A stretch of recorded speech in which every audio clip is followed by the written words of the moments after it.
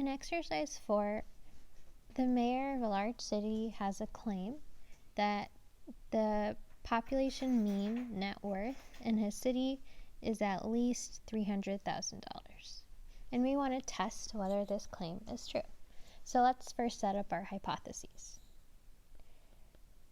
So we want to see whether the mayor's claim is true or not. So his claim is that the average net worth is at least $300,000.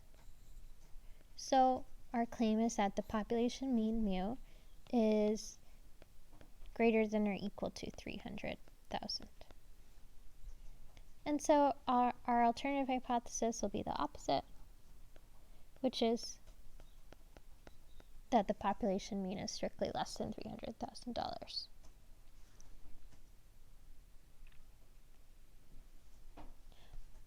You can also use hypotheses like this. To me, these make a little more sense. They're a little more intuitive based on the problem, so I'm going to go with the ones on the left. Alright, so let's check what else we know. We know that our sample is of size 25, and that the sample mean was 288,000. And we're going to assume that the population net worths are distributed normally with the population standard deviation of 80,000. So we know that the population is normal. The population standard deviation, sigma, is known. And it's known to be $80,000.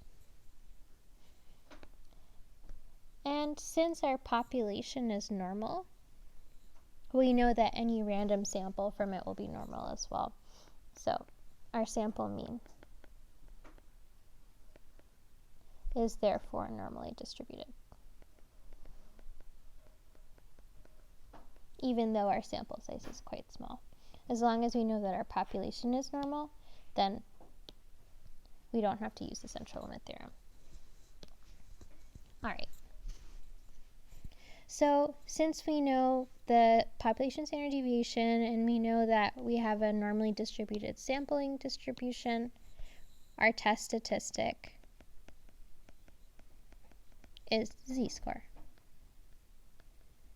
which is our sample mean minus the population mean divided by the sampling distribution standard deviation. Alright, let's now find our rejection region. Remember that we used the significance level, this alpha, to determine our rejection region. So we know that our significance level is 2.5%. 2.5% is 0.025. And this represents the area in both tails or in both rejection regions together. So I'll draw a normal distribution and I'll shade in the left tail. And in fact, this test has only one tail. And the reason for that is to determine how many tails or which tail, what kind of tailed test our hypothesis test is, we look at the alternative hypothesis. The alternative hypothesis has a less than sign. The sign is pointing left, so the test is left-tailed.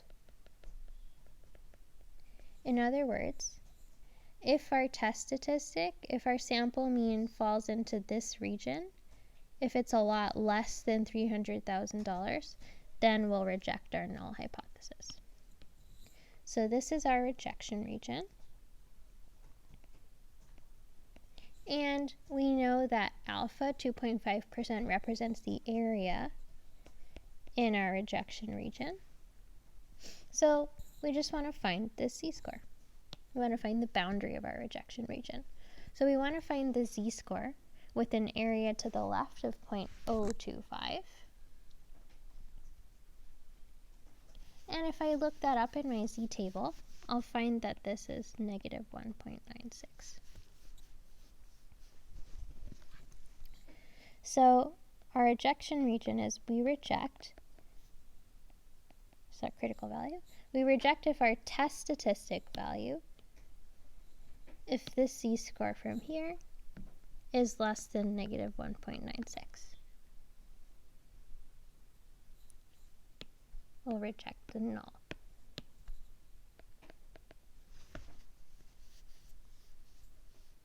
Alright, so now let's calculate our test statistic.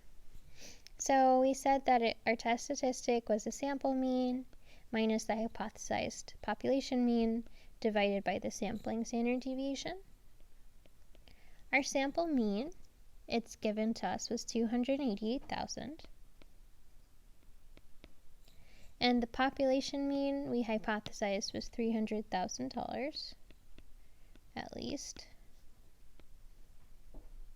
And then our population standard deviation was given to us, that's $80,000. And then our sample size is 25.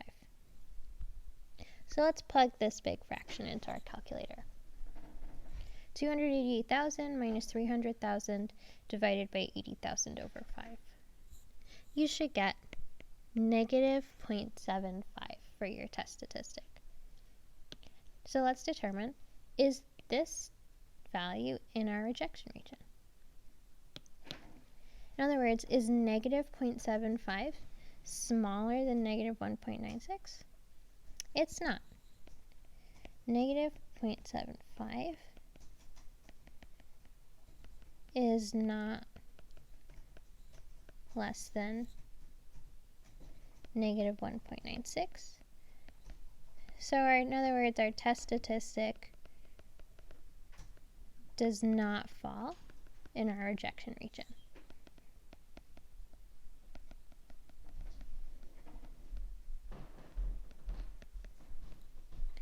So we will not reject our null hypothesis.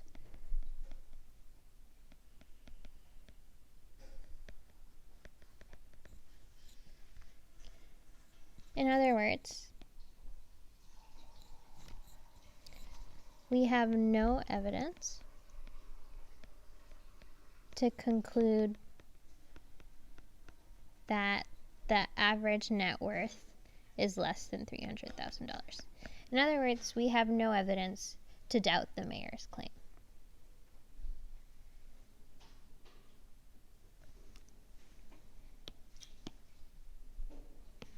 So that's our final decision.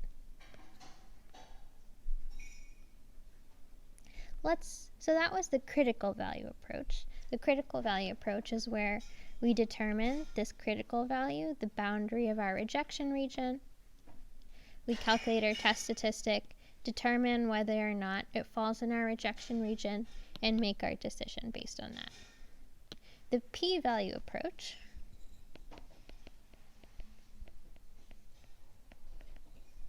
what we do is we calculate our test statistic.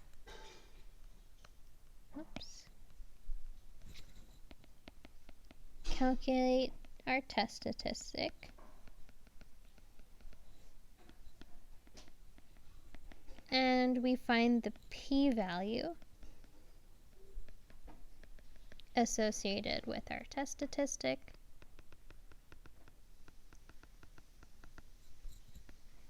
And our rejection rule is we reject our null hypothesis if the p-value is less than our significance level. So in this case, remember our significance level is 2.5%. So we reject our null hypothesis if the p-value that we calculate is less than 0.025. So let's do that real quick. So remember that our test statistic was negative 0.75. So then the p-value The p-value is the probability of seeing a test statistic as or more extreme than negative 0.75. What does as or more extreme mean? Well, we look at our alternative hypothesis. We want to figure out if the mean is less than $300,000. So the p-value is the probability that our test statistic is as or more extreme in the less than direction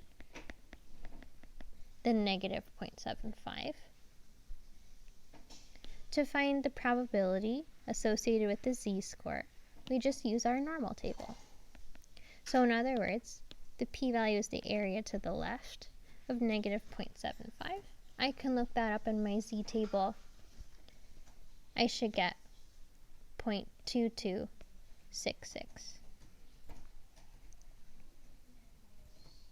So now, let's do our final step. Our rejection rule is that we reject the null if our p-value is less than our significance level of 2.5%.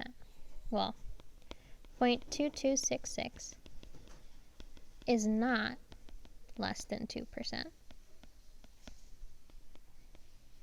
So we won't reject the null hypothesis, which is exactly the same conclusion we made using the critical value approach.